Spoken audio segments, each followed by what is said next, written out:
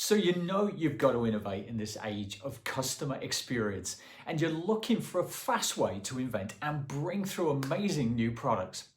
How do you pull together the true design and engineering excellence that's required?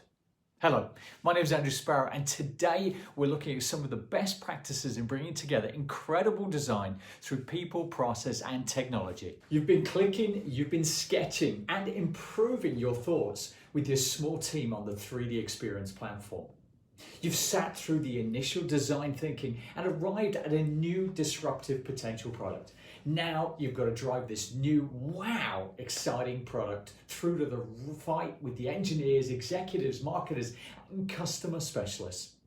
The world is changing faster than ever, socially, technologically, environmentally, politically, and economically. In the midst of these shifts, designers have the crucial task of thinking about what our future will look like and how we interact with it. We love new products and putting in place processes and technologies while changing the mindset and the ways of people involved.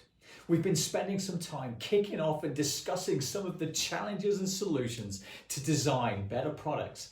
Let's just share some of those initial findings. It's all about the customer experience to us. But before we go in too deep, let's set out the stage for our thinking.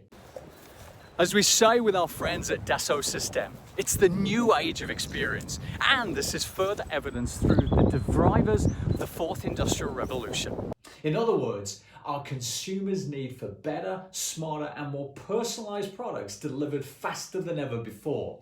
We expect our products to stimulate our emotions while purchasing, owning, and experiencing them.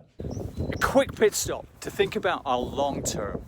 Now, while we often reference the 4IR and the hungry consumer demand for better products and services, it can't be ignored that there is a potential and even very possible dark side. There is a very real possibility that automation will displace more and more workers and relegate those who cannot adapt to low-skill, low-paid jobs. The wealth gap between these masses of people and those technology artists who continue in the higher paid sector will exacerbate tensions between the human populations around the world. In fact, this is happening right now. If a human expectation is then have our emotions stimulated by the products we purchase, it would seem that the view of human psychology is simple and self-serving. Humans live and work better when challenged, and then overcoming these challenges in a positive way. Developing and bringing to market another product that stimulates an emotion for a while and then is discarded for a new product when its luster is worn seems to be a futile cycle for both the developers and the consumers. Let's just start thinking more sustainably.